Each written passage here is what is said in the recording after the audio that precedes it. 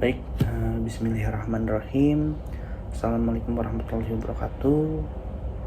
Sebelumnya perkenalkan, nama saya Fahrojal Fatoni. Saya dari Prodi Sistem Informasi kelas dari SI21C. Di sini saya diberi tugas oleh Bapak Kiki Baihaqi MKom selaku pengampu dosen mata kuliah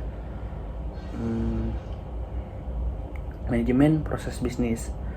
Nah, di sini saya akan mempresentasikan perihal yang tugas yang sudah Bapak berikan, perihal pembuatan proposal dengan project ya. Di sini saya mengambil judul proposal penggadaian sistem e-tilang dilengkapi 3 CCTV dan server dengan jangkauan 1 kabupaten atau kota. Nah, dengan itu saya akan menjelaskan dan mempresentasikan perihal proposal tersebut.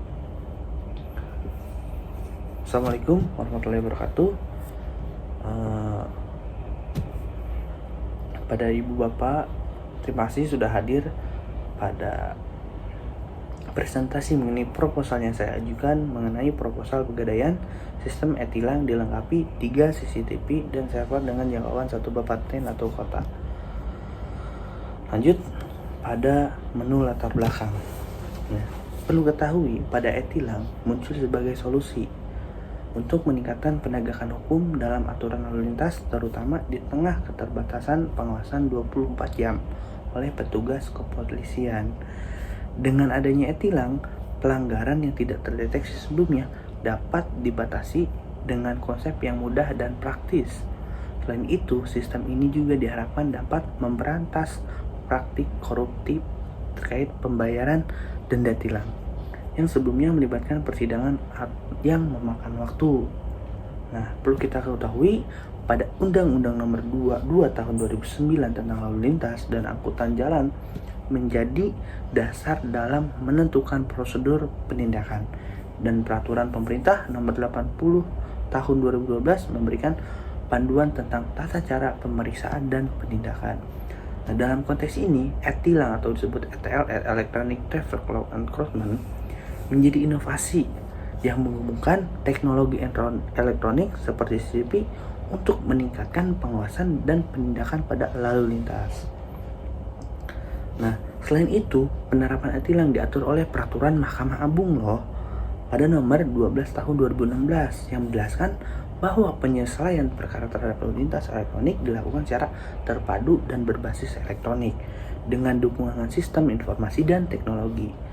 Dengan demikian, Bapak Ibu, e-tilang itu dapat diharapkan menjadi alat bukti yang sah di pengadilan. Melalui pemanfaatan teknologi elektronik, diharapkan sistem ini dapat memberikan kontribusi positif terhadap penegakan hukum dan keselamatan berlalu lintas. Nah, oke, lanjut mengenai profil perusahaan. Di sini, PT Mata Elang bergerak pada sistem e-tilang dan inovator termuka di bidang teknologi yang fokus pada pengembangan solusi modern untuk penegakan hukum di bidang lalu lintas. Nah, dengan didirikannya dan tujuannya PT Mata Elang ini untuk meningkatkan efisiensi dan keakuratan penindakan pelanggaran lalu lintas yang ada di Kabupaten Karawang ini. Perusahaan ini mengintegrasikan teknologi canggih dengan sistem tilang tradisional untuk menciptakan platform atau website yang e-tilang yang inovatif yang dapat memudahkan masyarakat untuk menggunakannya. Lanjut mengenai visi misi dari perusahaan PT e-tilang. Nah, pada visi perusahaan PT Mata Elang ini mewujudkan sistem penegakan hukum yang efisien dan transparan melalui penerapan teknologi e-tilang di seluruh Indonesia. Nah, misinya ada 5. Ada inovasi teknologi atau menyanyikan inovasi yang solutif agar apa? Meningkatkan teknologi di penegakan hukum yang ada di Indonesia. Yang kedua ada pemberdayaan masyarakat. Ketiga ada kemitraan bersama pemerintah. Keempat ada pengembangan sumber daya alam. Lalu yang kelima ada peningkatan layanan pelanggaran, memberikan layanan pelanggan yang prima untuk memastikan kepuasan pengguna sistem e-tilang. Nah, yang saya ketahui pada Kabupaten Karawang ini ada beberapa permasalahan yang mungkin saya bisa jelaskan. Berlakunya sistem e-tilang di beberapa Kabupaten Karawang telah menimbulkan permasalahan yang bisa dibilang sangat tidak akurat, sehingga masyarakat pada Kabupaten Karawang tidak puas terhadap kinerja penegakan hukum pada wilayah Kabupaten Karawang. Nah, salah satu permasalahan utamanya adalah tingginya tingkat resistensi dan tidak puasan sebagai masyarakat. Nah, banyak pengguna jalan yang merasa bahwa sistem ini cenderung memberikan sanksi secara otomatis tanpa mempertimbangkan konteks atau keadaan tertentu. Nah, selain itu masih terdapat kendala teknis seperti kegagalan sistem dan kelambatan dalam pemerosotan data transaksi. Nah, di sini saya menawarkan solusi atas permasalahan tersebut. Nah, untuk mengawasi permasalahan tersebut pada Kabupaten Karawang perlu diadakannya upaya komunikasi yang lebih intensif kepada masyarakat. Pihak terkait perlu menjelaskan secara terperinci bagaimana sistem e-tilang ini bekerja. Nah, manfaatnya dan langkah-langkah yang dapat diambil apabila terjadi ketidakpuasan. Selain itu, perlu adanya peningkatan dalam pelatihan pengawasan terhadap petugas yang mengelola sistem ini, memastikan bahwa kepuasan diambil oleh kontekstual dan adil. Mau dari segi teknis, investasi, dan perbaikan pada pemilihan sistem e-tilang. Nah, penyedia pihak layanan harus memastikan bahwa sistem berjalan dengan lancar yang dapat diandalkan, mampu mengatasi volume lonjakan data dengan cepat dan efisien. Nah, sistem pemantauan ini, CCTV ini, bisa secara real time 24 jam. Harus diterapkan untuk mendeteksi, mengawasi masalah teknis secepat mungkin. Nah, lanjut pada spesifikasi yang saya tawarkan terhadap proposal yang saya ajukan. Nah, pada fitur spesifikasi fitur sistem e-tilang ini ada 6, yaitu dengan pencatatan otomatis, data-data tersebut akan langsung terinput, dan juga kedua ada terintegrasi data. Nah, data-data tersebut akan diintegrasi lalu dikumpulkan. Nah, yang ketiga ada notifikasi elektronik. Nah, notifikasi ini yang dapat memudahkan bahwasanya pelanggaran atau yang dilanggar oleh masyarakat dapat langsung muncul secara otomatis. Nah, akses online pengguna. Hari ini dunia digitalisasi, kita semua bisa dapat berbuat secara online dengan menguntungkan tidak hadirnya kita terhadap pada persidangan tersebut. Nah, yang kelima, ini sangat menguntungkan sekali untuk para petugas kepolisian atau pihak yang berwajib pada pemantauan secara real time secara 24 jam. Nah, dan keenam, ini ada pada keamanan data. Lanjut mengenai infrastruktur. Nah, infrastruktur pembuatan e-tilang dengan CCTV melibatkan beberapa komponen yang bekerjasama untuk mendeteksi, merekam, dan mengelola pelanggaran lalu lintas secara otomatis. Nah, berikut antaranya.